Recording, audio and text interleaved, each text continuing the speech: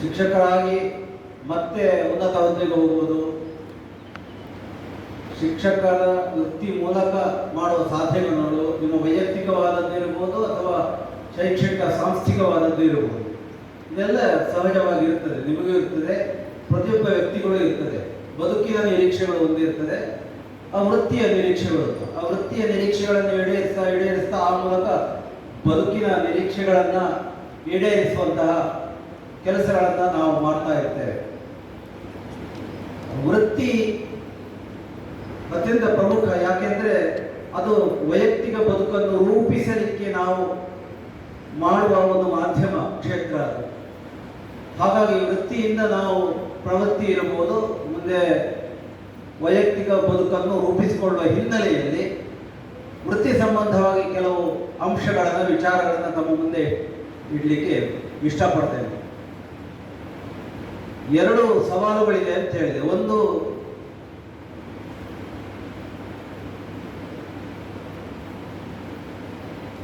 ತಿದ್ದುವ ಸವಾಲು,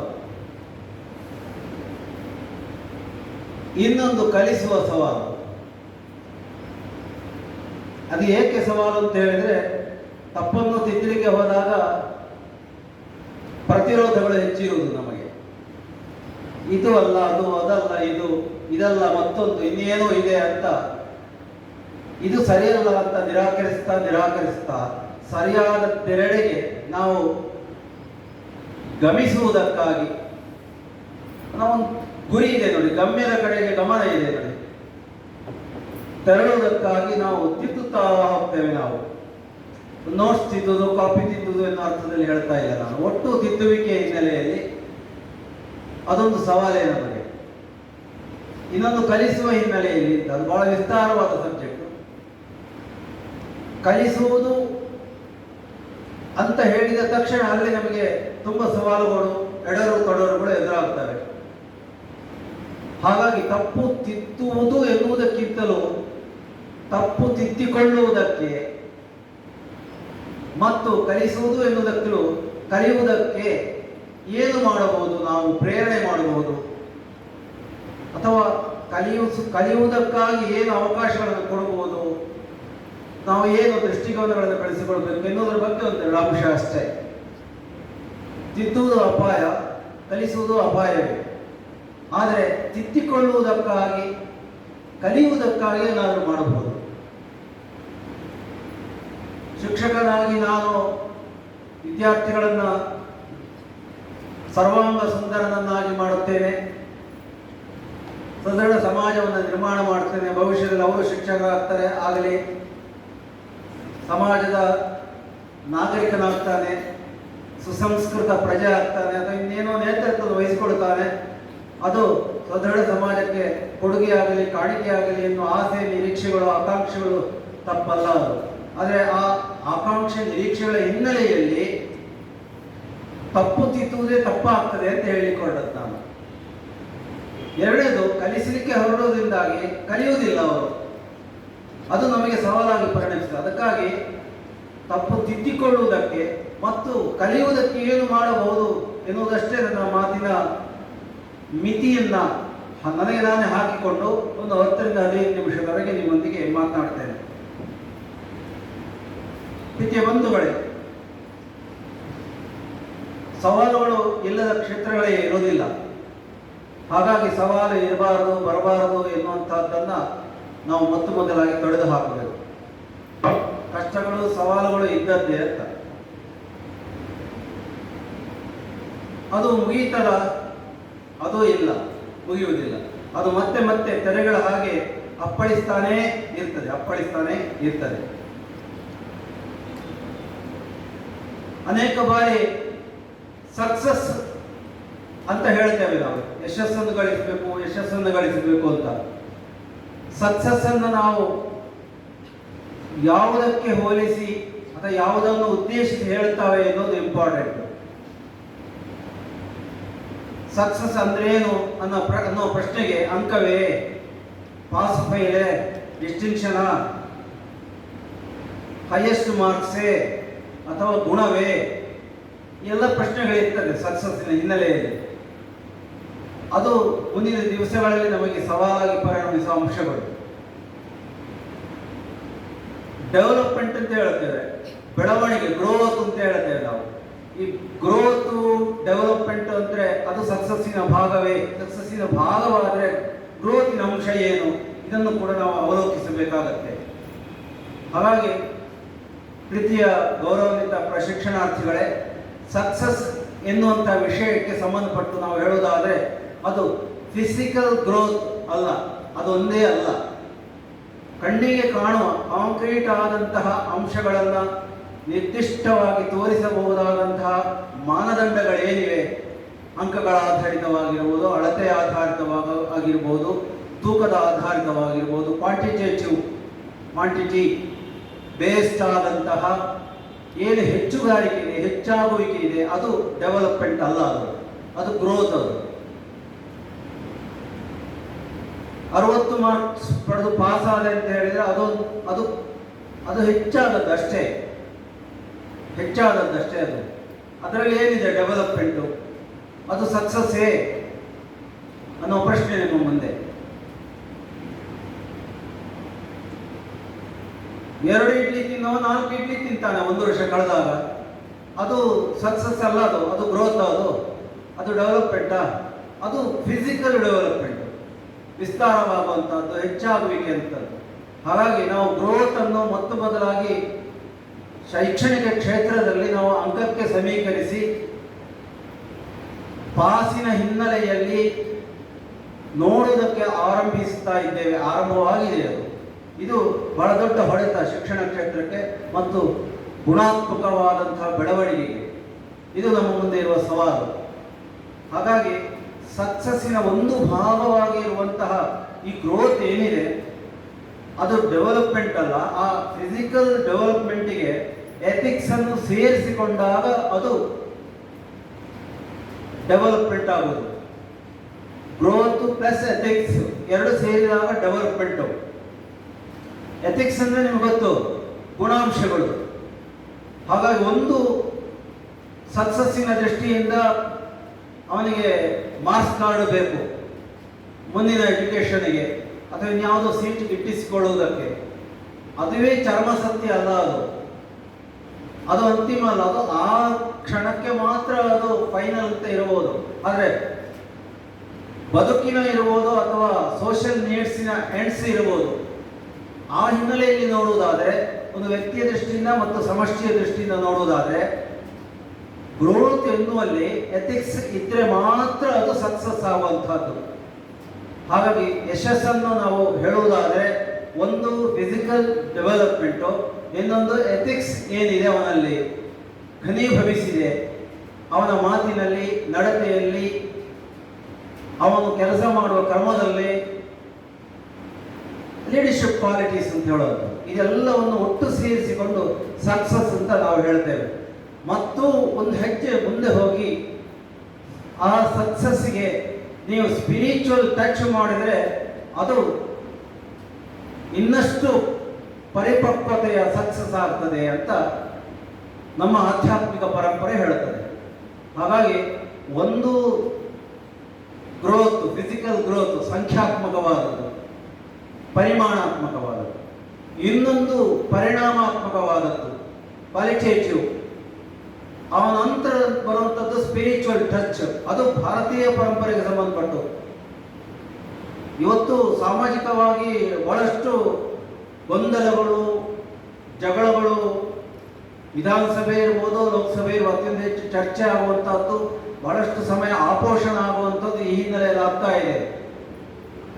ಚರಿತ್ರೆಯಲ್ಲಿ ದಾಳಿಗಳನ್ನು ಓದ್ತೇವೆ ನಾವು. ಅದೇ ದಾಳಿಗಳು ಅವರು ಹೋದ ಮೇಲೆ ನಿಂತಿಲ್ಲ. ಅದು ವೈಚಾರಿಕ ಹಿನ್ನೆಲೆಯಲ್ಲಿ, ವಿಚಾರದ ಹಿನ್ನೆಲೆಯಲ್ಲಿ, ಬೌದ್ಧಿಕತೆ ಹಿನ್ನೆಲೆಯಲ್ಲಿ ದಾಳಿಗಳಾಗ್ತಾ ಇರ್ತದೆ. ಅದು ಕೂಡ ಪ್ರಸಕ್ತ ಸನ್ನಿವೇಶಕ್ಕೆ, ಶೈಕ್ಷಣಿಕ ವಲಯಕ್ಕೆ ಅದೊಂದು ಸವಾಲೇ ಅದು. ಹಾಗಾಗಿ ಭಾರತೀಯ ಪರಂಪರೆಯಲ್ಲಿ ನೋಡುವುದಾದರೆ ಸಕ್ಸಸ್ ಅಂತ ಹೇಳಿದರೆ ಅದೊಂದು ಸ್ಪಿರಿಚುವಲ್ ಟಚ್ ಇರಲೇಬೇಕು. ಒಂದು ವಿವೇಕಾನಂದರ ಹೆಸರಿನ ಈ ಸಂಸ್ಥೆಯಲ್ಲಿ ಅದನ್ನು ಉಲ್ಲೇಖಿಸ್ತಾ ಇದ್ದೇನೆ ನಾನು. ವಿವೇಕಾನಂದರೇ ಹೇಳಿದ್ದು, ಏನು ಹೇಳಿದ್ರು ಅಂದರೆ, ಪರಕೀಯವಾದದ್ದನ್ನು ಪರೀಕ್ಷಿಸಿ ಸ್ವೀಕರಿಸು ಅಂತ ಹೇಳ್ತಾರೆ ಅವರು. ಪರೀಕ್ಷಿಸದೆ ಪ್ರಶ್ನಿಸದೆ ಒಪ್ಪಿಕೊಳ್ಳಬೇಡ, ಸ್ವೀಕರಿಸಬೇಡ. ಪರಕೀಯವಾದದ್ದು ಯಾವುದೇ ಇರ್ಬೋದು, ಭಾಷೆ ಇರ್ಬೋದು, ಕಲ್ಚರ್ ಇರ್ಬೋದು, ಆಹಾರ ಪದ್ಧತಿಗಳಿರ್ಬೋದು, ಉಡುಪಿನ ಪದ್ಧತಿ ಇರ್ಬೋದು, ಯಾವುದೂ ಇರ್ಬೋದು, ವಾಸ್ತು ಇರ್ಬೋದು, ಕಲ್ಚರಲ್ ಆಸ್ಪೆಕ್ಟ್ಸ್ಗಳು ಇರ್ಬೋದು, ಆರಾಧನಾ ಪರಂಪರೆಗಳಿರ್ಬೋದು. ಅದು ವೆಸ್ಟರ್ನ್ ಅಂತ ಹೇಳ್ತಾ ಇಲ್ಲ. ಈ ಮಣ್ಣಿನಲ್ಲದ್ದು, ಈ ಮಣ್ಣಿಗೆ ಪರಕೀಯವಾದದ್ದು ಭಾರತೀಯ ಚೌಕಟ್ಟು ಅಂತ ಏನಿದೆ, ಈ ಮೇರೆಗಳು, ಅದನ್ನು ದಾಟಿ ಆಚೆಗಿನ ಯಾವುದೇ ರೀತಿಯಾದದ್ದು ಕೂಡ ಈ ಮಣ್ಣಿಗೆ ಪರಕೀಯವೇ. ಅದನ್ನು ಪರೀಕ್ಷಿಸು, ಪ್ರಶ್ನಿಸು, ಆಮೇಲೆ ಸ್ವೀಕರಿಸು, ಒಪ್ಪು ಅಂತ ಹೇಳ್ತಾರೆ ಯಾರು? ವಿವೇಕಾನಂದರು. ಮತ್ತೆ ಮುಂದುವರಿದು ಒಂದು ಹೇಳ್ತಾರೆ, ಭಾರತೀಯವಾದದ್ದನ್ನು ಮೊದಲು ಒಪ್ಪಿಕೋ ಅಂತೇಳಿ. ಮೊದಲು ಒಪ್ಪಿಕೋ, ಆಮೇಲೆ ಪರೀಕ್ಷಿಸು, ಆಮೇಲೆ ಪ್ರಶ್ನಿಸು ಅಂತ. ಆಗ ನಿಮಗೆ ಕಲೀಲಿಕ್ಕಾಗುತ್ತೆ, ಅದರ ಸತ್ಯವನ್ನು ತಿಳಿದುಕೊಳ್ಳಿಕ್ಕಾಗತ್ತೆ. ಮೊದಲೇ ನಾವು ಅದನ್ನು ಪರೀಕ್ಷಿಸಲಿಕ್ಕೆ ಹೊರಟೆ ಒಪ್ಪಿಕೊಳ್ಳೋಕೆ ಮನಸ್ಸು ಬರಲ್ಲ, ಅದರ ಸತ್ಯತೆಯನ್ನು ಸ್ವೀಕಾರ ಮಾಡಿಕೊಳ್ಳೋದಕ್ಕೆ ಒಪ್ಪುವುದಿಲ್ಲ. ಹಾಗಾಗಿ ಭಾರತೀಯ ಪರಂಪರೆಯ ಹಿನ್ನೆಲೆಯಲ್ಲಿ, ಶೈಕ್ಷಣಿಕ ಹಿನ್ನೆಲೆಯಲ್ಲಿ ನಾನು ಹೇಳುವಂತಹದ್ದು ಅಂತ ಹೇಳಿದ್ರೆ, ವಿವೇಕಾನಂದರ ಆ ಮಾತು ಅತ್ಯಂತ ಹೆಚ್ಚು ಸೂಕ್ತವಾಗಿದೆ, ಪ್ರಸ್ತುತವಾಗಿದೆ. ಅದೊಂದು ಹಿಸ್ಟಾರಿಕಲ್ ಟ್ರುತ್ ಅಂತ ಹೇಳ ಬಯಸ್ತೇನೆ.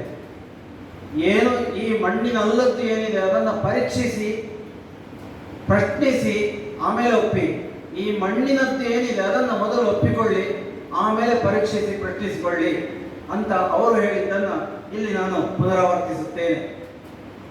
ಹೀಗೆ ಸವಾಲಿನ ಮಧ್ಯೆ ನಾವಿದ್ದೇವೆ ಅಂತ ಹೇಳಿದೆ ನಾನು. ಆದ್ದರಿಂದ ಸಕ್ಸಸ್ ಅನ್ನುವ ಹಿನ್ನೆಲೆಯಲ್ಲಿ ನಾಳೆ ನೀವು ಫಸ್ಟ್ ರ್ಯಾಂಕ್ನಲ್ಲಿ ಪಾಸ್ ಆಗ್ತೀರಿ ಅಂತ ಇಟ್ಕೊಳ್ಳಿ, ಖುಷಿ ಪಡ್ತೇವೆ. ನಾವು ಒಂದು ಸಂಸ್ಥೆಯಾಗಿ ಹೆಮ್ಮೆ ಪಡಬೇಕು, ಎಲ್ಲ ಅಧ್ಯಾಪಕರು ಬಹಳಷ್ಟು ಹೆಮ್ಮೆ ಪಡಬೇಕು. ನಾವು ಅದನ್ನು ಫೋಟೋ ಹಾಕಿ ಸಂಭ್ರಮಿಸ್ತೇವೆ. ಅದು ಅವ ನಂತರ ಸರ್ಟಿಫಿಕೇಟ್ ಹಿಡ್ಕೊಂಡು ನೀವು ಒಬ್ಬ ಶಿಕ್ಷಕ ವೃತ್ತಿಗೆ ತೆರಳಿದ ಮೇಲೆ ನೀವೇನಾಗ್ತೀರಿ, ಒಬ್ಬ ನಾಗರಿಕನಾದ ಮೇಲೆ ನೀವೇನಾಗ್ತೀರಿ ಅಂತ ಪ್ರಶ್ನೆ ಬಂದಾಗ ಅಲ್ಲಿ ನೀವು ಸಕ್ಸಸ್ ಆದರೆ ಇಲ್ಲಿಯ ಪ್ರಾಡಕ್ಟ್ ಅಲ್ಲಿ ಸಕ್ಸಸ್ ಆಗಿದೆ ಅಂತ ನಾವು ಹೆಮ್ಮೆ ಪಡ್ತೇವೆ. ಆ ಕಂಟಿನ್ಯೂಟಿ ಬೇಕು ಅಂತ ನಾನು ಹೇಳೋದಕ್ಕೆ ಇಷ್ಟಪಡುವಂಥದ್ದು. ಆ ನಿರಂತರತೆಯನ್ನು ಕಾಯ್ದುಕೊಳ್ಳುವುದೇ ಶೈಕ್ಷಣಿಕವಾದ ಮೌಲ್ಯ ಮತ್ತು ಯಶಸ್ಸಿನ ಒಂದು ಅಂತಿಮ ಗುರಿಯಾಗತ್ತೆ. ಅದು ನಿರ್ದೇಶಕ ತತ್ವದ ಹಿನ್ನೆಲೆಯಲ್ಲಿ ನಾನು ಹೇಳ್ತಾ ಇರುವಂಥದ್ದು. ಹಾಗಾಗಿ ಎಲ್ಲ ವಿದ್ಯಾರ್ಥಿ ಬಂಧುಗಳೇ, ಸಕ್ಸಸ್ ಅದು ಎರಡು ಆಯಾಮಗಳಿದೆ. ಆಯಾಮಗಳಲ್ಲಿ ನಾವು ಅದನ್ನು ವಿಮರ್ಶಿಸಬೇಕು, ನಮ್ಮ ವೃತ್ತಿ ಪ್ರವೃತ್ತಿಯಲ್ಲಿ ನಾವು ಮುನ್ನಡೆ ಇಡಬೇಕು ಅಂತ ನನ್ನ ಆಶಯ. ಶಿಕ್ಷಕರಲ್ಲಿ ಗುಡ್ ಟೀಚರ್ ಬ್ಯಾಡ್ ಟೀಚರ್ ಇದೆಯಾ ಅಂತ ಒಂದು ಪ್ರಶ್ನೆ ಇದೆ, ಆಗಾಗ ಉಲ್ಲೇಖ ಆಗ್ತದೆ. ನಾನು ಹೇಳುವಂಥದ್ದು, ಶಿಕ್ಷಕರಲ್ಲಿ ಗುಡ್ ಟೀಚರ್ ಬ್ಯಾಡ್ ಟೀಚರ್ ಅಂತ ಇಲ್ಲವೇ ಇಲ್ಲ. There is no good teacher bad teacher. ಮತ್ತೆ ಇಫೆಕ್ಟಿವ್ ಟೀಚರ್ಸ್ ಇದ್ದಾರೆ. ಹಾಗಾಗಿ ಇಫೆಕ್ಟಿವ್ ಟೀಚರ್ಸ್ ಅನ್ನುವಂಥದ್ದೇ ಅದು ಗುಡ್ ಸಕ್ಸಸ್ ಅಂತ ನಾವು ಆಲೋಚಿಸಬಹುದು. ಹಾಗಾಗಿ ಗುಡ್ ಟೀಚರ್ ಅಂತ ಇಲ್ಲ, ಬ್ಯಾಡ್ ಟೀಚರ್ ಅಂತಲೇ ಇಲ್ಲ, ಎಲ್ಲರೂ ಗುಡ್ ಟೀಚರ್ಸ್ಗಳೇ. ಇಫೆಕ್ಟಿವ್ ಟೀಚರ್ ಎನ್ನುವಂಥದ್ದು ಬಹಳ ಮುಖ್ಯವಾದ ಅಂಶ. ಆ ಇಫೆಕ್ಟಿವ್ ಟೀಚರ್ಸಿನ ಹಿನ್ನೆಲೆಯಲ್ಲಿ ಒಂದು 2-3 ಅಂಶಗಳನ್ನು ಉಲ್ಲೇಖಿಸಿ ನನ್ನ ಮಾತಿಗೆ ಮುಕ್ತಾಯಕ್ಕೆ ಬರ್ತೇನೆ. ಒಂದು ಪ್ರಶ್ನೆ ಏನು ಅಂತ ಹೇಳಿದ್ರೆ, ವೃತ್ತಿಗೆ ಇರಬಹುದು, ಶಿಕ್ಷಣಕ್ಕೆ ಇರಬಹುದು, ಒತ್ತಾಯದಿಂದ ಬಂದದ್ದ, ಬಯಸಿ ಬಂದದ್ದ ಒಂದು ಪ್ರಶ್ನೆ. ಏನಾದರೂ ಆಗಲಿ, ಒಂದು ಟೀಚರ್ ಆದರೆ ಸುಲಭ, ತುಂಬ ರಜೆ ಸಿಗ್ತದೆ, ಈಗ ಕೈ ತುಂಬ ಸಂಬಳ ಸಿಗ್ತದೆ. ಮುಂದಿನ 2 ವರ್ಷಗಳಲ್ಲಿ 8ನೇ ವೇತನ ಆಯೋಗ ಬಂದರೆ ಇನ್ನಷ್ಟು ಸಂಬಳ ಜಾಸ್ತಿ ಆಗ್ತದೆ, ಲಕ್ಷದ ಮೇಲೆ ಇಳಿಸ್ಬೋದು. ಮನೆ ಹತ್ತಿರ ಶಿಕ್ಷಕ ವೃತ್ತಿ ಸಿಕ್ಕಿದ್ರೆ ತುಂಬ ಆರಾಮ. ಈ ಆರಾಮ, ಖುಷಿ, ವಿರಾಮ ಈ ಹಿನ್ನೆಲೆಯಲ್ಲಿ ಬಂದದ್ದ ಈ ವೃತ್ತಿಗೆ ಅಥವಾ ಈ ಶಿಕ್ಷಣಕ್ಕೆ ತಳ್ಳಿ ಬಂದದ್ದ. ಮೊದಲೆಲ್ಲ ಹೇಳ್ತಾ ಇದ್ರು, 4-5 ಮಕ್ಕಳಿದ್ರಾಗ, ಇವು ಹುಷಾರಿನವ, ಇವನು ದಡ್ಡ ಇವ, ಹಾಗಾಗಿ ಟೀಚರ್ ಆಗಲಿ ಅಂತ. ಕಲೀಲಿಕ್ಕೆ ಹಿಂದೆ ಇದ್ದವರು ಇವನಿಂದ ಏನೂ ಆಗೋದಿಲ್ಲ, ಆದ್ದರಿಂದ ಟೀಚರ್ ಆಗಲಿ ಅಂತ. ಯಾರು ಮನೆಯಲ್ಲಿ ಹುಷಾರಿಲ್ಲ, ಇವ ಕಲೀಲಿಕ್ಕೆ ಏನಿಲ್ಲ, ಹುಷಾರಿಲ್ಲ ಅಂತ ಹೇಳಿಸ್ಕೊಡ್ತಾರೋ ಅವರೇ ಉಳಿದೆಲ್ಲವರಿಗಿಂತ ಮುಂದೆ ಇರ್ತಾರೆ. ಆಮೇಲಿನ ದಿವಸಗಳಲ್ಲಿ ಅವರ ವೃತ್ತಿಯಲ್ಲೂ ಲೈಫ್ನಲ್ಲೂ ಸಕ್ಸಸ್ ಆಗಿರ್ತಾರೆ, ಅದು ಬೇರೆ ವಿಚಾರ. ನನ್ನ ಪ್ರಶ್ನೆ ಏನು ಅಂತ ಹೇಳಿದ್ರೆ, ಈ ಥರದ ಒಂದು ಎಕ್ಸ್ಟರ್ನಲ್ ಫೋರ್ಸಿಗಾಗಿ ನೀವು ಬಂದದ್ದ ಅಂತ ಕೇಳೋದು ನಾನು. ನೀವು B.Ed ಕಲೀಲಿಕ್ಕೆ ಬಂದದ್ದು ಹಾಗೆಯ, ಬೇರೆಯವರು ಒತ್ತಾಯಕ್ಕೆ ಬಂದದ, ಏನಾದರೂ ಒಂದು ಡಿಗ್ರಿ ಇರಲಿ ಅಂತ ಅದಕ್ಕಾಗಿ ಬಂದದ್ದ ಅನ್ನುವ ಪ್ರಶ್ನೆ. ನಾನು ಏನಕ್ಕೆ ಆಗಲಿ ನೀವು ಒಮ್ಮೆ ಇಲ್ಲಿಗೆ ಪ್ರವೇಶಿಸಿದ ಮೇಲೆ ಅಥವಾ ಒಂದು ವೃತ್ತಿಗೆ ಪ್ರವೇಶಿಸಿದ ಮೇಲೆ ಆ ವೃತ್ತಿಯನ್ನು, ಆ ಸಂಸ್ಥೆಯನ್ನು ಪ್ರೀತಿಸಲಿಕ್ಕೆ, ಗೌರವಿಸಲಿಕ್ಕೆ ನಾವು ಆರಂಭಿಸಬೇಕು. ಆ ಸಂಸ್ಥೆ ಇರ್ಬೋದು, ಆ ವಿಷಯಗಳಿರ್ಬೋದು, ಆ ವೃತ್ತಿ ಇರ್ಬೋದು, ಅದನ್ನು ಪ್ರೀತಿಸುವುದು, ಗೌರವಿಸುವಂತಹದ್ದನ್ನು ನಾವು ಮೊದಲು ಆರಂಭಿಸಬೇಕು.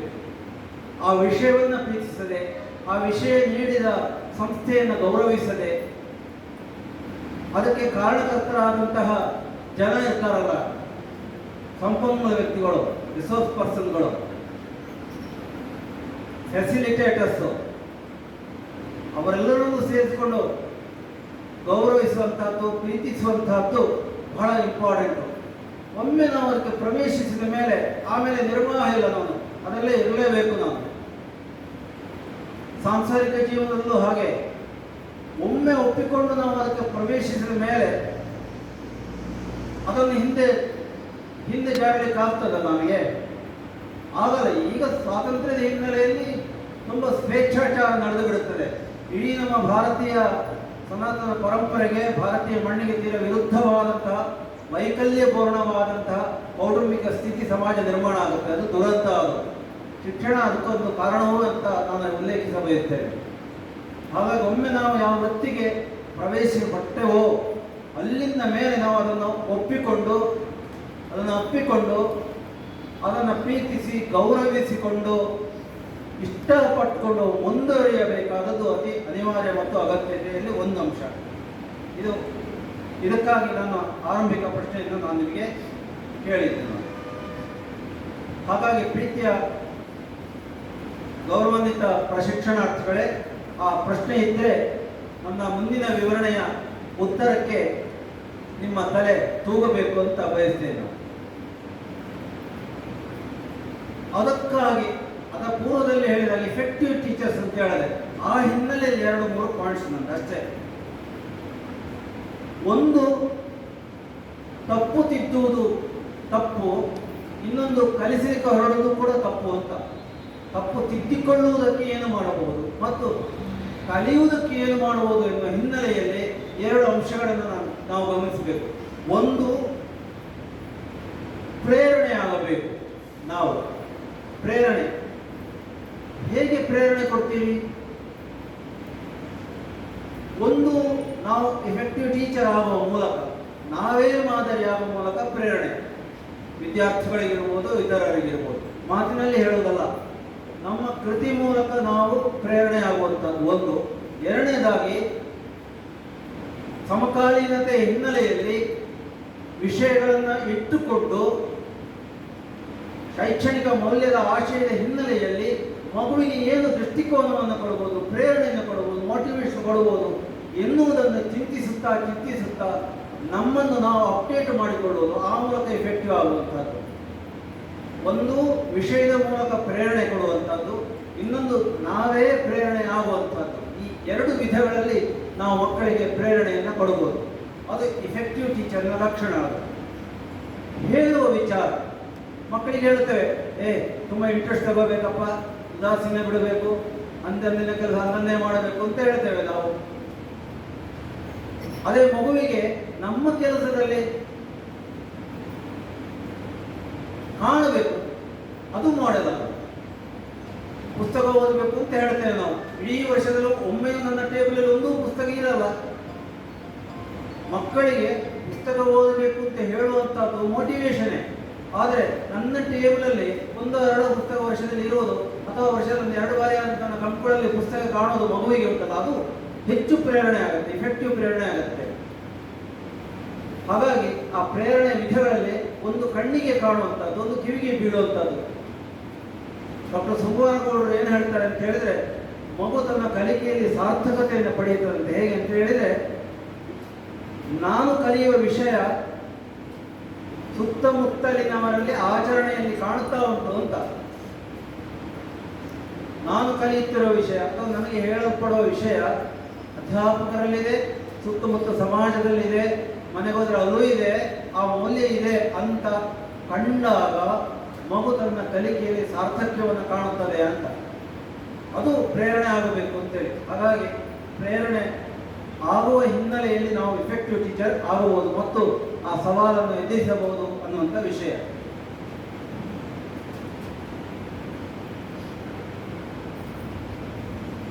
ಎರಡನೇದು, ಮೋಟಿವೇಶನ್ ಅಲ್ಲಿ ಒಂದು ಹೊರಗಿನಿಂದ ಕೊಡುವುದು, ಇನ್ನೊಂದು ಇಂಟರ್ನಲ್ ಮೋಟಿವೇಶನ್. ಎಕ್ಸ್ಟರ್ನಲ್ ಮೋಟಿವೇಶನ್ ನಾನು ನಿಮಗೆ ಈಗ ಹೇಳ್ತಾ ಇದ್ದೇನೆ. ಇಂಟರ್ನಲ್ ಮೋಟಿವೇಶನ್ ತೆಗೆದುಕೊಳ್ಳೋದು ಹೇಗೆ? ಅದೇ ಇದು ನಾನು ಬಂದಾಗಿದೆ ಈ ವೃತ್ತಿಗೆ, ಹಾಗೆ ಇದನ್ನು ಇಫೆಕ್ಟಿವ್ ಆಗಿ ಮಾಡ್ತೇನೆ ಎನ್ನುವಂತಹ ಮನೋತಯಾರಿ ಸಿದ್ಧತೆಗಳು ಮತ್ತು ನಾನೇ ಮಾದರಿಯಾಗಿ ಪ್ರೇರಣೆ ಕೊಡುವಂಥದ್ದು, ನನಗೆ ನಾನೇ ಪ್ರೇರಣೆ ಕೊಟ್ಟುಕೊಳ್ಳುವುದು, ಪಾಸಿಟಿವ್ ಥಿಂಕಿಂಗ್ ಅಂತ ಹೇಳುವಂಥದ್ದು. ಕತ್ತಲೆಯನ್ನು ಧನಾತ್ಮಕವಾಗಿ ತೆಗೆದುಕೊಳ್ಳಬಹುದು, ಋಣಾತ್ಮಕವಾಗಿ ತೆಗೆದುಕೊಳ್ಳಬಹುದು. ಹೇಗೆ ಒಂದು ವಿಷಯವನ್ನು ನಾವು ಸ್ವೀಕರಿಸ್ತೇವೆ ಎನ್ನುವುದರ ನೆಲೆಯಲ್ಲಿ ಅದು ಧನಾತ್ಮಕವೋ ಋಣಾತ್ಮಕವಾಗಿ ಇರುವಂಥದ್ದು. ಧನಾತ್ಮಕವಾಗಿ ನಾವು ತೆಗೆದುಕೊಂಡು ನಾವು ನಮ್ಮ ವೃತ್ತಿಯಲ್ಲಿ ಪ್ರವೃತ್ತಿಯಲ್ಲಿ ಬೆಳೆದಾಗ ಅದು ಪ್ರೇರಣೆ ಆಗುತ್ತೆ ಅಂತ, ಅದು ಪ್ರೇರಣೆ ಆಗ್ತದೆ, ಅದು ಮಾಡೆಲ್ ಆಗುತ್ತೆ ಇತರರಿಗೆ. ಹಾಗಾಗಿ ಎರಡು ನೆಲೆಯ ಅಂಶಗಳನ್ನು ನಾನು ಹೇಳಲಿಕ್ಕೆ ಇಚ್ಛೆ ಪಟ್ಟಿದ್ದೆ. ಮೂರನೇ ಅಂಶ ಈಗಾಗಲೇ ಬಂತು, ಅದೇ ಮಾಡೆಲ್ ಆಗುವಂಥದ್ದು, ಮಾದರಿಗಳಾಗುವಂಥದ್ದು. ಮಾದರಿಗಳನ್ನು ಹೇಳುವುದು ಮುಖ್ಯವಲ್ಲ, ಅದು ಕಾಣುವುದು ಮುಖ್ಯ ಅಂತ ಮಗುವಿಗೆ. ಕಾಣುವ ಹಿನ್ನೆಲೆಯಲ್ಲಿ ನಾವು ಶೈಕ್ಷಣಿಕವಾದ ಮೌಲ್ಯ ಏನು ಹೇಳುತ್ತೇವೆ ಅದು ಸುತ್ತಮುತ್ತ ಕಾಣದೆ ಹೋದರೆ ಕಲಿಯುವುದು ಯಾತಕ್ಕೆ ಮಗು, ಇದು ವ್ಯರ್ಥ ಅಂತ ಆಗುತ್ತೆ. ಹಾಗಾಗಿ ಮಗು ಬೇರೆ ಬೇರೆ ದೃಷ್ಟಿಕೋನದಲ್ಲಿ ಕಲಿಯುತ್ತದೆ. ಒಂದು, ಅದು ಶೈಕ್ಷಣಿಕ ಮನೋವಿಜ್ಞಾನಿಗಳು ಏನು ಹೇಳ್ತಾರೆ ಅಂತ ಹೇಳಿದ್ರೆ, ನೌ ಆ್ಯಂಡ್ ಹಿಯರ್ ಎನ್ನುವ ಥಿಯರಿಯಲ್ಲಿ ಕಲಿಯುತ್ತದೆ ಅಂತ. ಈಗ ಮತ್ತು ಇಲ್ಲಿ ಎನ್ನುವ ನೆಲೆಯಲ್ಲಿ ಮಗು ಕಲಿಕೆಯನ್ನು ಆರಂಭಿಸುತ್ತದೆ. ಹೌದು, ನೌ ಆ್ಯಂಡ್ ಹಿಯರ್ ಎನ್ನುವ ಅದರ ಅರ್ಥ ಏನು ಅಂತ ಹೇಳಿದ್ರೆ, ಒಂದು ಅದಕ್ಕೆ ಆಸಕ್ತಿ ಇರಬೇಕು. ಆಸಕ್ತಿ ಇಲ್ಲದೆ ಇದ್ರೆ ನಾವು ಆಸಕ್ತಿ ಬರುವ ಹಾಗೆ ಮಾಡಬೇಕು. ಆಸಕ್ತಿ ಇದೆ ಅಂತ ಇಟ್ಕೊಳ್ಳೋಣ. ಆಗ ಮಗು ಪ್ರಶ್ನಿಸುತ್ತದೆ, ಇದು ಏನು ನನಗೆ ಅಗತ್ಯ ಉಂಟಾ ಅಂತ, ಇಲ್ಲಿ ಈಗಕ್ಕೆ ಇದು ಅಗತ್ಯ ಉಂಟಾ, ಇಲ್ಲಿ ಈಗಕ್ಕೆ ಅಗತ್ಯ ಉಂಟಾ ಅಂತ ಪ್ರಶ್ನಿಸುವಾಗ ಈಗಕ್ಕೆ ಇಲ್ಲದಿದ್ದರೂ ಕೂಡ ಅದು ಅಗತ್ಯ ಉಂಟು ಮಹಾರಾಯ ನನಗೆ ಅಂತ ಅರ್ಥೈಸಿಕೊಳ್ಳುವಿಕೆ ನಡೆಯಬೇಕು. ಒಂದು ಆಸಕ್ತಿಗೆ ಪ್ರೇರಣೆ ಕೊಡುವಂತಹದ್ದು. ಎರಡನೇದು, ಅದು ಅಗತ್ಯತೆಯನ್ನು ಪ್ರಶ್ನಿಸುತ್ತದೆ, ನನಗೆ ಅಗತ್ಯ ಉಂಟಾ. ಅಗತ್ಯತೆಯ ಪ್ರಶ್ನೆ ಬಂದಾಗ ಅಗತ್ಯ ಇಲ್ಲ ಅಂತೇಳಿ ಆದರೆ ಅರ್ಥೈಸಿಕೊಳ್ಳುವಿಕೆಯನ್ನು ನಡೆಸುತ್ತದೆ ಅಥವಾ ನಡೆಸಬೇಕು. ಅರ್ಥೈಸಿಕೊಳ್ಳುತ್ತದೆ, ಅದು ಅರ್ಥೈಸಿಕೊಳ್ಳುವ ಹಾಗೆ ಹೇಳಬೇಕು, ಇದು ನಿನಗೆ ಈಗ ಇಲ್ಲದಿದ್ದು ಕೂಡ ನಿನ್ನ ಮುಂದೆ ವೃತ್ತಿಗೆ ಇದು ಪರಿಣಾಮ ಆಗುತ್ತೆ, ಬದುಕಿನ ಸಂದರ್ಭದಲ್ಲಿ ಇದು ಎದುರಾಗುತ್ತೆ ಎನ್ನುವ ಪ್ರಶ್ನೆಗೆ ಅದನ್ನು ಅರ್ಥೈಸುವ ಕೆಲಸವನ್ನು ನಡೆಯಬೇಕು ಅಂತ ಹೇಳ್ತಾರೆ. ಹಾಗಾಗಿ ಒಂದು ಆಸಕ್ತಿ ಇದ್ದರೆ ಮಗು ಕಲಿಯುತ್ತದೆ. ಎರಡನೇದು, ಅಗತ್ಯತೆಯ ಪ್ರಶ್ನೆ ಬಂದಾಗ ಕಲಿಯುತ್ತದೆ. ಅದಿಲ್ಲದೆ ಅರ್ಥೈಸಿಕೊಳ್ಳಬೇಕು ಅಂತ ಹೇಳ್ತಾರೆ. ಅರ್ಥೈಸಿಕೊಳ್ಳಲಿಕ್ಕೆ ನಡೆದರೆ ಅದು ಕಲಿಯುತ್ತದೆ. ಇನ್ನೊಂದು, ಇದು ಪ್ರಾಕ್ಟಿಕಲ್ ಅಂತ ಈಗ ನಾನು ಹೇಳ್ತಾ ಹೋದ ಹಾಗೆ ನೀವು ನನ್ನ ವಿಚಾರವನ್ನು ಇದೆಲ್ಲ ಪ್ರಯೋಗಕ್ಕೆ ಸಾಧ್ಯತೆ ಉಂಟಾ ಅಂತ ನೀವು ಪ್ರಶ್ನಿಸಬಹುದು. ಇದು ಪ್ರಾಕ್ಟಿಕಲ್ ಅಂತ, ಇಟ್ ಈಸ್ ಫಂಕ್ಷನಲ್ ಅಂತ. ಇದು ಪ್ರಯೋಗವೇ, ಇದು ಅಗತ್ಯ ಉಂಟಾ ಅಂತ ಕೇಳಿದ ನೆಕ್ಸ್ಟ್ ಪ್ರಶ್ನೆ ಬರೋದು ಅದೇ, ಇದು ಪ್ರಾಕ್ಟಿಕಲ್ ಅಂತ. ಸತ್ಯ ಹೇಳಬೇಕು ಅಂತ ಹೇಳ್ಬೋದು ನಾವು. ಪ್ರಾಕ್ಟಿಕಲ್ ಆಗುತ್ತಾ? ಸತ್ಯ ಹರಿಶ್ಚಂದ್ರನ ಹಾಗೆ ಶ್ರೀರಾಮಚಂದ್ರನ ಹಾಗೆ ಮಾಡೆಲ್ ಕೊಡುವುದು ನಾವು. ಮಗು ಪ್ರಶ್ನಿಸ್ತದೆ, ಇಟ್ ಈಸ್ ಪ್ರಾಕ್ಟಿಕಲ್ ಅಂತ ಅಲ್ವಾ, ಅದು ಪ್ರಾಯೋಗಕ್ಕೆ ಬರುತ್ತದ ಅಂತ. ಆಗ ನಾವು ಈ ಪ್ರಾಕ್ಟಿಕಲ್ ಎನ್ನುವ ಪ್ರಶ್ನೆಗೆ ಸಂಬಂಧಪಟ್ಟು ಹೇಳೋದು, ಅದು ಬದುಕಿನ ದೃಷ್ಟಿಯಿಂದ ಲಿಂಕ್ ಮಾಡಬೇಕು ಅದಕ್ಕೆ. ಅಥವಾ ಬದುಕಿನ ಯಶಸ್ಸಿನ ಹಿನ್ನೆಲೆಯಲ್ಲಿ ಯಶಸ್ಸಿಗೆ ಬೇಕಾದ ಸ್ಕಿಲ್ಸ್ಗಳು ಇದರಲ್ಲಿದೆ, ಗುಣಗಳು ಇದರಲ್ಲಿದೆ ಎನ್ನುವುದನ್ನು, ಅದರ ಪ್ರಾಸೆಸ್ ಏನಿದೆ ಆ ಪ್ರಾಸೆಸ್ ಅನ್ನು ಪರಿಚಯಿಸುವ ಸಂಗತಿಗಳು ನಡೆಯಬೇಕು. ಸತ್ಯ ಹರಿಶ್ಚಂದ್ರ ಆಗೋದು ಕೊನೆಗೆ, ಆರಂಭದಲ್ಲಿ ಸತ್ಯ ಹರಿಶ್ಚಂದ್ರನನ್ನು ಕರೆಯಲ್ಲ.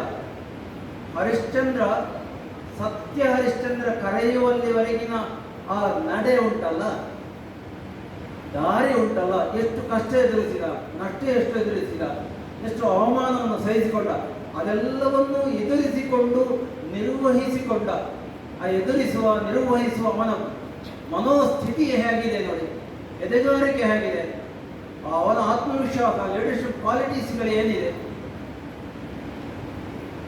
ಮತ್ತು ಸಮಯಕ್ಕೆ ಅನುಗುಣವಾಗಿ ಪೂರೈಸಿ ವಿಶ್ವಾಮಿತ್ರನಿಗೆ ಕೊಟ್ಟುಬಿಟ್ಟ ತನ್ನ ಮಾತನ್ನು. ಅದು ಸತ್ಯವಾಯಿತು. ಜಗತ್ತು ಅವನ ಸತ್ಯ ಅಂತ ಒಪ್ಪಿಕೊಂಡಿದ್ದ. ಸತ್ಯ ಹರಿಶ್ಚಂದ್ರ ಅಂತ ಹೇಳಿದ ಅವನಿಗೆ. ಹಾಗಾಗಿ ಪ್ರೀತಿಯ ಪ್ರಶಿಕ್ಷಣಾರ್ಥಿ ಬಂಧುಗಳೇ, ನಾನು ಹೇಳುವಂಥದ್ದು ಇಷ್ಟೇ, ಇದು ಪ್ರಾಕ್ಟಿಕಲ್ ಅಂತ ಹೇಳುವಾಗ ಮಾದರಿಗಳನ್ನು ವ್ಯಕ್ತಿಗಳ ಹಿನ್ನೆಲೆಯಲ್ಲಿ ಕೊಡುವಾಗ ಇರುವ ಅಪಾಯ ಇದುವೆ. ಅದು ಏನು ಅಂತ ಹೇಳಿದ್ರೆ ಪ್ರಾಸೆಸ್ಸಿನ ಬಗ್ಗೆ ಹೇಳಬೇಕು, ನಡೆದ ದಾರಿಯ ಬಗ್ಗೆ ಹೇಳಬೇಕು. ನೋಡಪ್ಪ, ಇವ ಆ ಎತ್ತರಕ್ಕೆ ಏರಬೇಕಿದ್ರೆ ಇದೆಲ್ಲ ದಾಟಿ ಹೋಗಿದ್ದಾನೆ, ಹಾಗಾಗಿ ಮುಂದಕ್ಕೆ ನಿನಗೆ ಇದು ಪ್ರಯೋಜನಕ್ಕೆ ಬರಬಹುದು ಅಂತ ಅವನ್ನ ಅರ್ಥೈಸಿಕೊಳ್ಳುವ ಹಿನ್ನೆಲೆಯಲ್ಲಿ ಮನವರಿಕೆ ಮಾಡುವುದು ಮತ್ತು ಅದು ಪ್ರಾಯೋಗಿಕ ಎನ್ನುವುದನ್ನು ಅವನಿಗೆ ಮನದಟ್ಟು ಮಾಡಿಕೊಳ್ಳುವಂಥ ಅಗತ್ಯತೆಗಳು ಇದೆ. ಕೆಲಸಕ್ಕೆ ಒದಗುವಿಕೆ ಅಂತ ಹೇಳಿದೆ. ಇನ್ನೊಂದು, ಕ್ಲಾಸ್ ರೂಮ್ ಸನ್ನಿವೇಶಗಳು ಜಾಯ್ಫುಲ್ ಆಗಬೇಕು, ಸಂತಸದಾಯಕ ಆಗಬೇಕು. ಅದಕ್ಕೆ ನಿಮಗೆ ಪ್ರಾಕ್ಟಿಕಲ್ ಸೆಷನ್ಗಳೆಲ್ಲ ಮಾಡ್ತಾರೆ, ಅದನ್ನು ಪ್ರತ್ಯೇಕವಾಗಿ ಹೇಳುವ ಅವಶ್ಯಕತೆ ಇಲ್ಲ. ಸಂತಸದಾಯಕವಾದ ಬೋಧನಾ ವಿಧಾನಗಳು, ಬೋಧನಾ ಚಟುವಟಿಕೆಗಳು, ಪರಸ್ಪರ ಕಮ್ಯುನಿಕೇಷನ್ ಲೆವೆಲು ಹೀಗೆಲ್ಲ ಹೇಳ್ತೇವೆ. ಇನ್ನೊಂದು ಸನ್ನಿವೇಶ, ಆಂಬಿಯನ್ಸ್, ಒಂದು ಒಳ್ಳೆಯ ವಾತಾವರಣ ಇದ್ದರೆ ಮಗುವಿಗೆ ಖುಷಿ ಆಗುತ್ತೆ ಅಂತ ಕಲಿಸುವುದಕ್ಕೆ, ಕಲಿಯುವುದಕ್ಕೆ. ಹೀಗೆ 6 ಅಂಶಗಳನ್ನು ನಾನು ಹೇಳಿದೆ. ಈ 6 ಅಂಶಗಳ ಹಿನ್ನೆಲೆಯಲ್ಲಿ ಮಗು ಕಲಿಯುತ್ತದೆ ನೌ ಆ್ಯಂಡ್ ಹಿಯರ್ ಎನ್ನುವ ಥಿಯರಿ ಆಧಾರದಲ್ಲಿ. ಆಗ ಅದು ಸಾರ್ಥಕ್ಯವನ್ನು ಪಡೆಯುತ್ತದೆ ಅಂತ ಹೇಳೋದು. ಇದು ನೀವು ಶಿಕ್ಷಕರಾಗುವ ಸಂದರ್ಭದಲ್ಲಿ ನಿಮಗೆ ಎದುರಾಗುವಂತಹ ಸನ್ನಿವೇಶ, ಸಂದರ್ಭಗಳು, ಸವಾಲುಗಳು, ಇದನ್ನು ಇಟ್ಟುಕೊಂಡು ನೀವು ಇಫೆಕ್ಟಿವ್ ಟೀಚರ್ ಆಗಬೇಕಾದದ್ದು ಅವಶ್ಯಕತೆ ಇದೆ. ಹಾಗಾಗಿ ಒಳಗೆ ಬಂದಾಗ ಯಾವ ನಿರೀಕ್ಷೆಗಳನ್ನು ಇಟ್ಟಿರ್ತಾರೋ, ಮುಂದೆ ನೀವು ವೃತ್ತಿಗೆ ಪ್ರವೇಶಿಸುವಾಗ ಯಾವ ನಿರೀಕ್ಷೆಗಳನ್ನು ಇಟ್ಟಿರ್ತೀರೋ ಅದು ಈಡೇರುವುದಿಲ್ಲ. ಅದು ಈಡೇರಿದರೆ ಅದು ನಿಮ್ಮ ಕೈಯಲ್ಲೇ ಇರುವಂತಹದ್ದು ಈಡೇರುವಿಕೆ ಮತ್ತು ಈಡೇರದೇ ಇರುವಿಕೆ. ಆ ಇಫೆಕ್ಟಿವ್ನೆಸ್ ಎನ್ನುವಂತಹದ್ದು ಅದು ಒಟ್ಟು ಪ್ರಕ್ರಿಯಾಧಾರಿತವಾಗಿರುತ್ತದೆ ಹೊರತು ಹಣ್ಣು ಕೊಯ್ದಾಗ ಬರುವಂಥ ಪ್ರಾಡಕ್ಟ್ ಅಲ್ಲ ಅದು. ಹಾಗಾಗಿ ಎಲ್ಲ ಬಂಧುಗಳೇ, ನನ್ನ ವಿಚಾರ ಇಷ್ಟೇ. ಈ 5 ಅಂಶಗಳನ್ನು ನೆನಪಿಟ್ಕೊಳ್ಳಿ. ಒಂದು, ಮಾದರಿಗಳಾಗಿ ಸ್ವತಃ ಆಸಕ್ತಿಯ ಹಿನ್ನೆಲೆಯಲ್ಲಿ ನಾವು ಒಪ್ಪಿಕೊಂಡು ಮುಂದುವರಿಯಬೇಕು. ಕೊನೆಯಲ್ಲಿ ಹೇಳೋದು, ಸ್ವಲ್ಪ ಕಮ್ಯುನಿಕೇಷನ್ ಸ್ಕಿಲ್ಸ್ಗಳನ್ನು ಜಾಸ್ತಿ ಮಾಡ್ಕೋಬೇಕು. ನಾವು ತುಂಬ ಶಿಕ್ಷಕರ ಹಿನ್ನೆಲೆಯಲ್ಲಿ ಅವರಿಗೆ ವಾಯ್ಸೇ ಇಲ್ಲ. ಅವರು ಧ್ವನಿಶಾಸ್ತ್ರದ ಬಗ್ಗೆ ಅವರು ಇರುವ ಕಲಾವಿದರು ಹೇಳ್ಬೋದು, ಅದು ಬೇರೆ ವಿಷಯ. ವಾಯ್ಸ್ ಅದು ಉಚ್ಚಾರ ಇರ್ಬೋದು, ಸ್ಟ್ರೆಸ್ ಪ್ಯಾಟರ್ನ್ ಇರ್ಬೋದು, ಅಥವಾ ಪಾಸ್ ಇರ್ಬೋದು, ಇಂಟರ್ನೇಷನ್ ಇರ್ಬೋದು, ಇದೆಲ್ಲವೂ ಕೂಡ ಅದಕ್ಕೆ ಸಂಬಂಧಪಟ್ಟದ್ದು 4 ಅಂಶಗಳು. ಆ ಮೂಲಕ ಇಫೆಕ್ಟಿವ್ ಕಮ್ಯುನಿಕೇಟರ್ ಆಗಬೇಕು ಅಂತ ಹೇಳುವಂಥ ವಿಷಯ ಅದು. ಹಾಗಾಗಿ ಒಂದು ಉತ್ತಮ ಸಂವಹನಕಾರರಾಗಿ ಕೂಡ ಬೆಳೆಯುವ ಅವಕಾಶ ಇದೆ. ವಾಯ್ಸ್ ಅದೊಂದು ಪವರ್ ಅದು ಇಫೆಕ್ಟಿವ್ ಟೀಚರ್ನ ಒಂದು ಲಕ್ಷಣ, ಅದು ಪ್ರಮುಖ ಲಕ್ಷಣ ಅದು. ಹಾಗಾಗಿ ಈ ಅಂಶಗಳನ್ನು ತಮ್ಮ ಮುಂದೆ ಇಡುತ್ತಾ, ಭವಿಷ್ಯ ಎನ್ನುವಂತಹದ್ದು ಅದು ವರ್ತಮಾನದಲ್ಲೇ ಇರುವಂತಹದ್ದು. ವರ್ತಮಾನವೇ ಭವಿಷ್ಯವಾಗಿರುವುದರಿಂದ ನೀವು ಭೂತದ ಬಗ್ಗೆ ಆಲೋಚನೆ ಮಾಡುವ ಅವಶ್ಯಕತೆ ಇಲ್ಲ, ಭವಿಷ್ಯದ ಬಗ್ಗೆಯೂ ಚಿಂತಿಸುವ ಅವಶ್ಯಕತೆ ಇಲ್ಲ. ವರ್ತಮಾನದಲ್ಲಿ ಬದುಕುವ ಕೆಲಸವನ್ನು ಮಾಡಿ. ಅದರಲ್ಲೂ ಒಂದು ಶಿಕ್ಷಣ ಸಂಸ್ಥೆ ಮುಂದೆ ಒಂದು ಶಿಕ್ಷಣ ಸಂಸ್ಥೆಯನ್ನು ಕಟ್ಟಬಲ್ಲ ಆಧಾರ ಸ್ತಂಭಗಳು ನೀವು ಎನ್ನುವ ಕಾರಣಕ್ಕಾಗಿ ಹೇಳುವಂತಹದ್ದು. ಸವಾಲುಗಳು ತುಂಬ ಇದೆ. ನೇಮಕಾತಿಗಳು ಆಗ್ತಾ ಇಲ್ಲ. ಶಿಕ್ಷಣ ಇಲಾಖೆಯ ಏಕತಾನತೆಯ ಕಾರ್ಯಕ್ರಮಗಳು, ಕ್ಲೀಶೆಯಾದಂತಹ ಅವರ ಕಾರ್ಯಕ್ರಮ ಚಟುವಟಿಕೆಗಳು, ಸರ್ಕಾರದ ತಪ್ಪು ಶೈಕ್ಷಣಿಕ ಧೋರಣೆಗಳು, ಇವೆಲ್ಲವೂ ಕೂಡ ಒಂದು ಅಸಮಾನತೆಯ ಶೈಕ್ಷಣಿಕ ವಾತಾವರಣ ನಿರ್ಮಾಣ ಮಾಡಿದೆ ಇವತ್ತು. ಅದು ನಿಮಗೆ ಅವಶ್ಯಕತೆ ಇಲ್ಲ, ಮುಂದೆ ತಿಳ್ಕೊಳ್ಳಿ. ಅದೆಲ್ಲದರ ಮಧ್ಯೆ ನಾವು ಗುರುತಿಸಬಲ್ಲೆವು ಅಂತ ಆದರೆ ನೀವು ಇಫೆಕ್ಟಿವ್ ಟೀಚರ್ಸ್ ಅಂತ ಕರಿತೇವೆ ನಾವು. ಆದ್ದರಿಂದ ಗುಡ್ ಟೀಚರ್, ಬ್ಯಾಡ್ ಟೀಚರ್ ಅಂತಿಲ್ಲ, ಇಫೆಕ್ಟಿವ್ ಟೀಚರ್ಸ್ ಅಂತ ಇದ್ದಾರೆ. ಆ ಇಫೆಕ್ಟಿವ್ ಟೀಚರ್ಸ್ ಆಗುವ ನೆಲೆಯಲ್ಲಿ ಇವತ್ತು ನಿಮಗೆ ಒಂದು ಒಳ್ಳೆಯ ಬರಮಾಡಿಕೊಳ್ಳುವಿಕೆಯನ್ನು ಈ ಸಂಸ್ಥೆಯವರು ಮಾಡಿದ್ದಾರೆ. ಪ್ರಾಚಾರ್ಯರು ಮತ್ತು ಎಲ್ಲ ಉಪನ್ಯಾಸಕ ಬಂಧುಗಳು ಬಹಳ ಆಸ್ಥೆಯಿಂದ ನಿಮ್ಮ ಆ ಕನಸಿಗೆ ಪನ್ನೀರನ್ನು ಚೆಲ್ಲುವ ಮೂಲಕ, ಸಿಂಚನ ಮಾಡುವ ಮೂಲಕ ಅದು ಅರಳಿ ಪರಿಮಳವನ್ನು ಬೀರಬೇಕೆನ್ನುವ ಇಚ್ಛೆಯಿಂದ ಈ ಕಾರ್ಯಕ್ರಮವನ್ನು ಏರ್ಪಡಿಸಿದ್ದಾರೆ. ಆ ದೀಪದ ಹಾಗೆ ಪ್ರಜ್ವಲಿಸುವ ಕೆಲಸ ಆಗಲಿ ಅಂತ ಹೇಳುತ್ತಾ ನನಗೆ ಈ ಒಂದು ಅವಕಾಶವನ್ನು ಮಾಡಿಕೊಟ್ಟದ್ದಕ್ಕೆ ಪ್ರಾಚಾರ್ಯರಿಗೆ, ಉಪನ್ಯಾಸ ಬಂಧುಗಳಿಗೆ ಮತ್ತು ವಿಶೇಷವಾಗಿ ಕುಳಿತು ಕೇಳಿದ ನಿಮಗೆ ನನ್ನ ವಂದನೆಗಳನ್ನು ಸಲ್ಲಿಸ್ತೇನೆ. ಆಡಳಿತ ಮಂಡಳಿಗೂ ತಲೆಬಾಗ್ತೇನೆ. ಶಿಕ್ಷಕರಾಗಿ ಹಲವಾರು ಸವಾಲುಗಳನ್ನು ಎದುರಿಸಿ ಹೇಗೆ ವಿದ್ಯಾರ್ಥಿಗಳ ಬದುಕನ್ನು ರೂಪಿಸಬಹುದು